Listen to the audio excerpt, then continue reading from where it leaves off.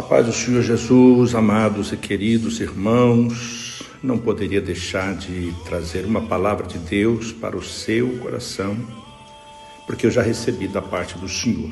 Logo, ela já arde em meu peito. Desejo que você vá bem, como bem vai a sua alma. Hoje eu quero meditar na primeira epístola do apóstolo Pedro, capítulo 4 e versículo 7. Texto bastante conhecido dos amantes e leitores da Bíblia Sagrada, porque há um senso nesse texto de urgência nas palavras citadas pelo apóstolo Pedro, que na verdade o apóstolo Pedro ele não escreve esse texto bíblico para assustar as pessoas, a igreja odierna, mas para despertá-los. O texto é bem claro, diz assim: e já está próximo o fim de todas as coisas. Portanto, sede sóbrios e vigiai em oração. Meus amados, vivemos dias em que muitos estão, na verdade, distraídos com coisas desta vida. Pode-se observar que existem pessoas preocupadas com bens, com status, com projetos terrenos, não é pecado. Com prazeres, também não é pecado, prazeres momentâneos. Porém, esquecidas da eternidade com Deus. Sabe-se que o mundo corre, se agita, se diverte, negocia, constrói, etc. Enquanto que o relógio de Deus continua avançando silenciosamente. Aí o apóstolo Pedro olha para os crentes, para a igreja odierna, e praticamente diz: despertem, o fim está próximo. Não se trata apenas do fim do mundo, amados, mas da realidade de tudo aquilo que parece permanente e que aqui é passageiro.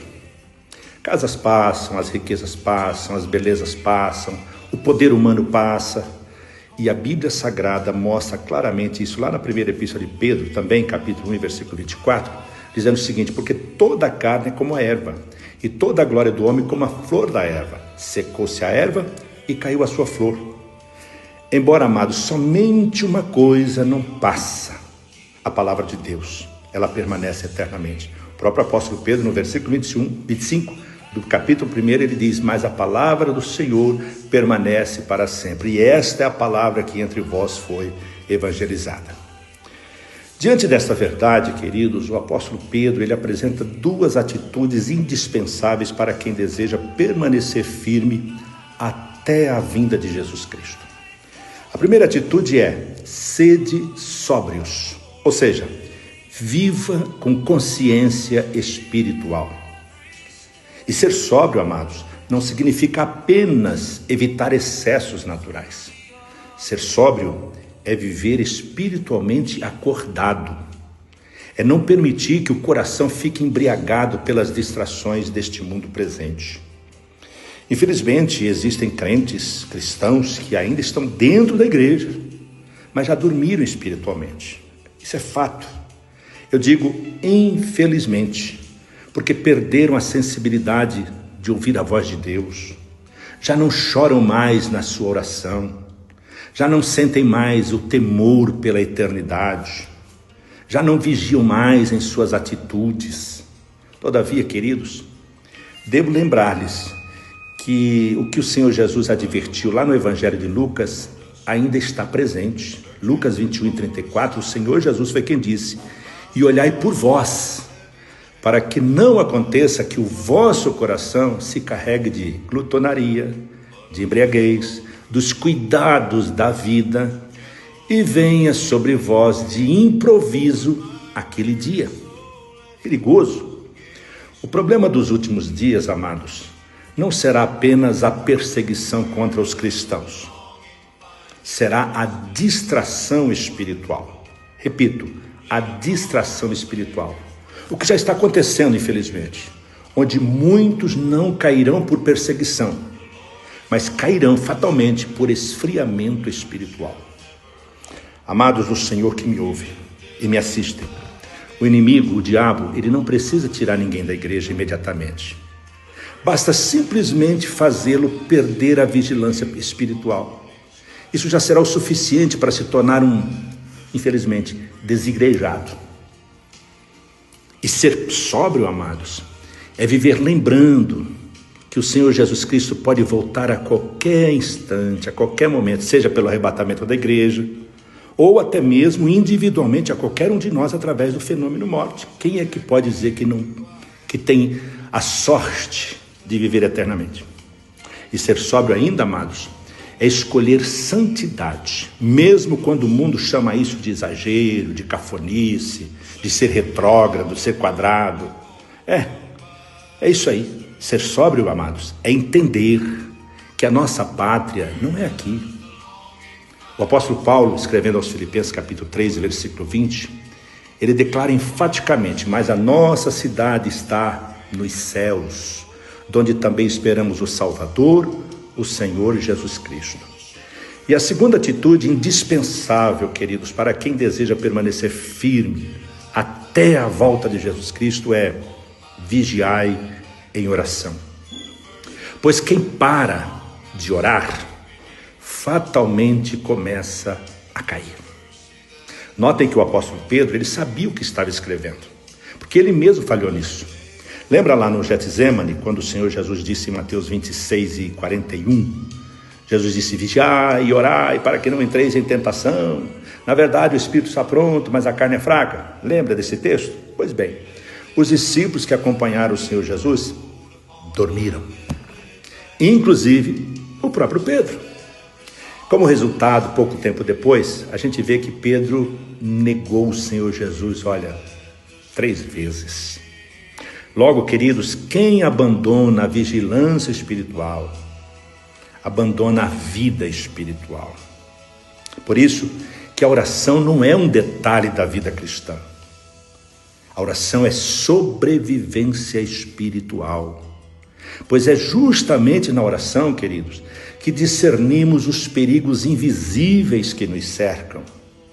É na oração, queridos, que o coração permanece aquecido, a fé aquecida, para alcançarmos os favores, as benesses do nosso Deus. É na oração que vencemos as tentações, vencemos os medos, os ataques inflamados do maligno contra as nossas vidas, contra a nossa família. Portanto, queridos, um cristão sem oração, ele até pode falar de Deus, mas ele perde a intimidade com Deus. E talvez uma das maiores tragédias destes dias seja esta: pessoas conectadas o tempo inteiro com o mundo, mas infelizmente desconectadas do céu.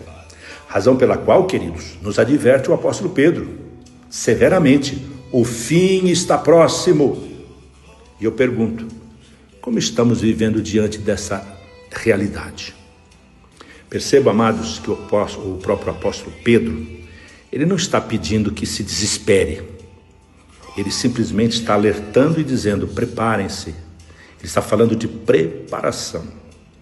E, amados, a proximidade do fim deveria produzir em cada um de nós mais santidade, mais temor, mais vigilância, mais compromisso com Deus, mais amor pela palavra de Deus e, por que não dizer, mais vida de oração.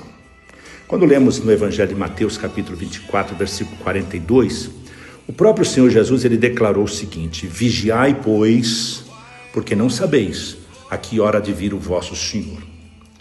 A volta de Cristo, amados, não é uma teoria bíblica, muito menos teológica. É uma promessa, pois ele diz lá no Evangelho de João 14, versículo 3, dizendo o seguinte: e quando eu for e vos preparar lugar, virei outra vez e vos levarei para mim mesmo, para que onde eu estiver, estejais vós também. Portanto, amados do Senhor Jesus Cristo que me ouve, ouçam o meu grito de alerta. O céu continua sendo real, a eternidade continua sendo real, e Cristo, queridos, está às portas. Talvez o maior perigo não seja o pecado escandaloso, mas o coração que lentamente vai se afastando, se distanciando de Deus. No entanto, queridos, é preciso dizer também que existem pessoas que ainda cantam, que pregam, que trabalham, que frequentam cultos, mas já perderam há tempo a vigilância espiritual. E hoje aqui, agora, neste exato instante, o Espírito Santo de Deus continua chamando a todos ao despertamento espiritual, como nos primeiros momentos, aquele momento quando decidimos a nossa vida a Cristo, lembra? Aquela alegria do primeiro amor, lembra? Que queríamos fazer tudo na obra de Deus. Portanto, amados do Senhor, ainda há tempo para voltar à presença de Deus. Ainda há tempo para reacender a chama do altar da oração. Ainda há tempo para viver em santidade. O apóstolo Pedro continua nos lembrando: já está próximo o fim de todas as coisas. Que o Senhor Jesus Cristo encontre em nós, não um povo distraído, mas cristãos fervorosos, sóbrios, vigilantes, prostrados diante dele, com amor e ardor no coração. E o glorioso Espírito Santo de Deus continue falando melhor e muito mais forte no meu e no seu coração. Aqui quem vos fala é seu irmão em Cristo, pastor Rubem Oliveira Lima, pastor da Assembleia de Deus, Uma Vida com Deus, que está localizada na cidade de Botucatu, estado de São Paulo, Brasil. Deus te abençoe.